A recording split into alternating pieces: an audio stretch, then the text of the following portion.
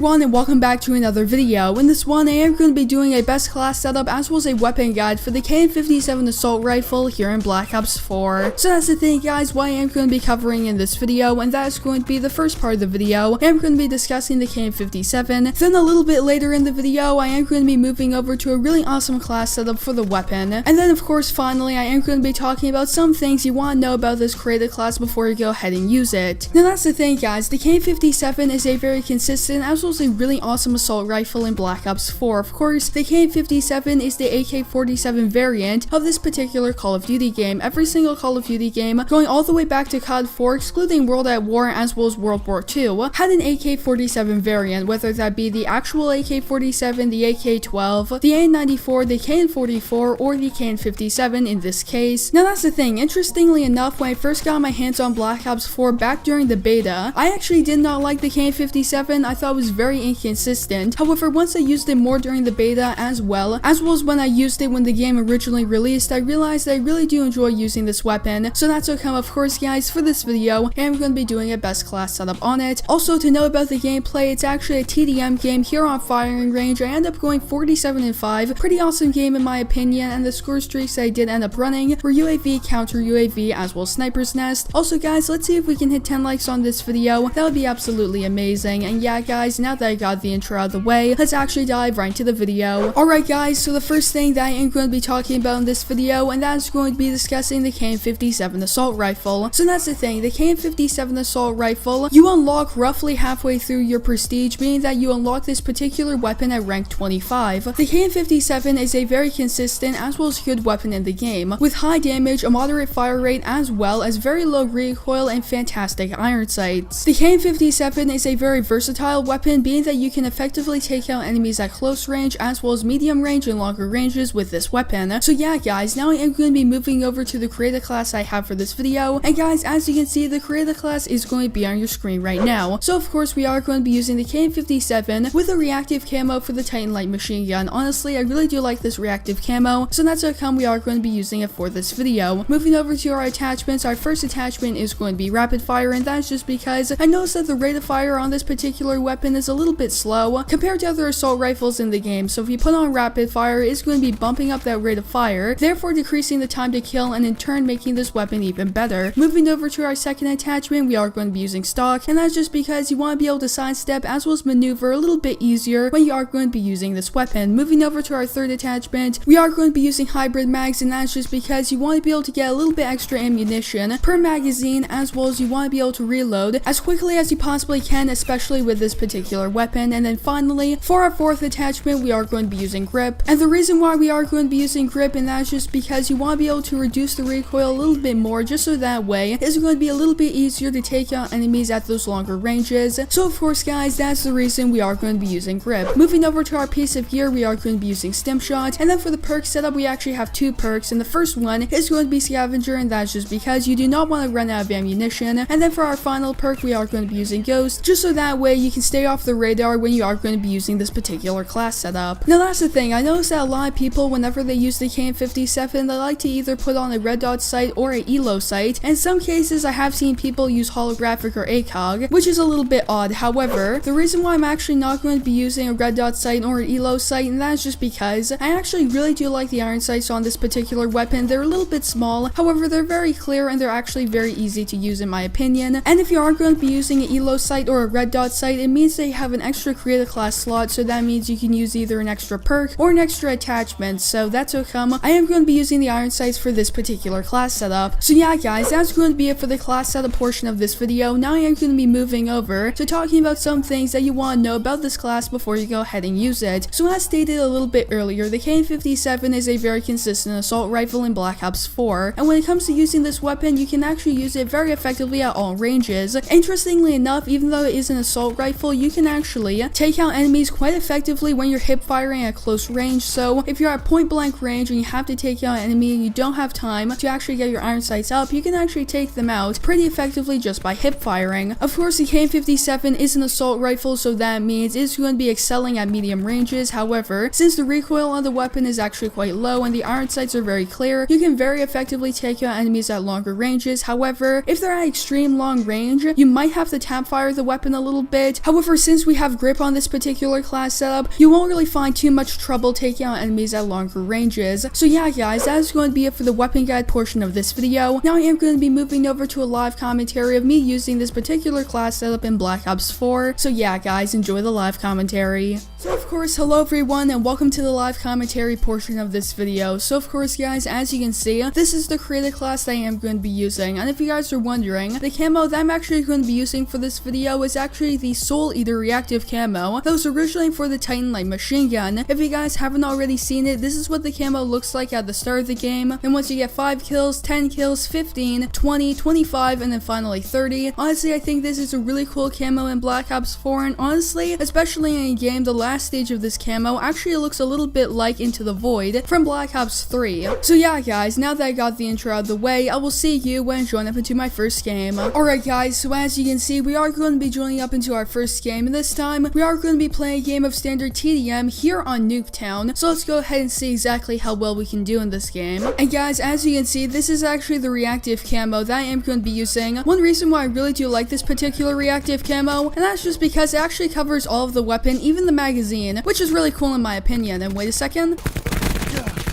Alright, there we go. As you can see, we just got another kill.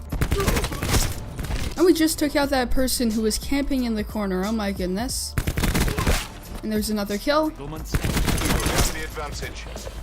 And it looks like there's a person over here. Okay, there we go, took him out. Alright, I'm getting a little bit nervous over here. Alright, so we unfortunately died, however, it's not too big of a deal. It was a little bit weird because I didn't really know where the enemies were going to be spawning. However, it's not too big of a deal. Wait a second. Okay, that person spawned right next to me. That's a little bit weird. Threat clear. And that's the thing guys, interestingly enough, even though the KN57 is an assault rifle, you can very effectively take out enemies at close range as well as hip firing with this weapon. And that's one reason why I really do like it. And with that in mind, you can also take out enemies very effectively at those longer ranges, and of course, since it is an assault rifle, it's going to be performing extremely well at medium range. There's another kill, and we just got our Tempest, however I'm going to be saving it for a second. Alright, so my teammates are actually doing really well. They just called in a Thresher. Wait a second, okay, took him out. And speaking of score streaks, the score streaks that I am going to be running for this particular game are going to be UAV, counter UAV, as well as Sniper's Nest. Honestly, I really do enjoy using the Sniper's Nest. It's a really underrated score streak. And honestly, from my experience, I really do like this particular setup. And that's just because, of course, UAV, counter UAV are very useful score streaks in the game. And you do get points from them, so that means the UAV and counter are going to be helping you get your Sniper's Nest. And you can very easily get your UAV and counter UAV. Battery down. And then a little bit later you can go ahead and get your Sniper's Nest, which is actually really good.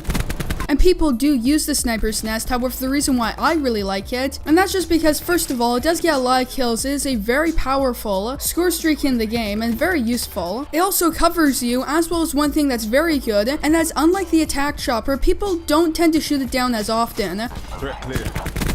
A lot of people, whenever you call in an attack chopper, they automatically pull out their launchers and try to shoot it down. However, that's not really the case for the Sniper's Nest. Of course, people do try to shoot it down, however, not as much as people do end up shooting down the attack chopper. Alright guys, so as you can see, we are going to be joining up into our second game, and this time we are going to be joining up a little bit late into this particular TDM game here on Gridlock. However, nonetheless, let's go ahead and see exactly how well we can do. Wait a second. Alright, took him out. That person was going to completely annihilate my entire team because they were all back there. Removed. Seekers up. Alright, there we go. That's a nice double kill. Okay, we're actually doing pretty well back here. Kill. So yeah guys, that's where I'm going to be ending off this video. I hope you guys enjoyed it, and if you did, don't forget to leave a like on it down below, as well as make sure to subscribe with post notifications turned on so that way you guys will not miss a new upload from me. So yeah guys, that's going to be it for this video, and I hope to see you in the next one.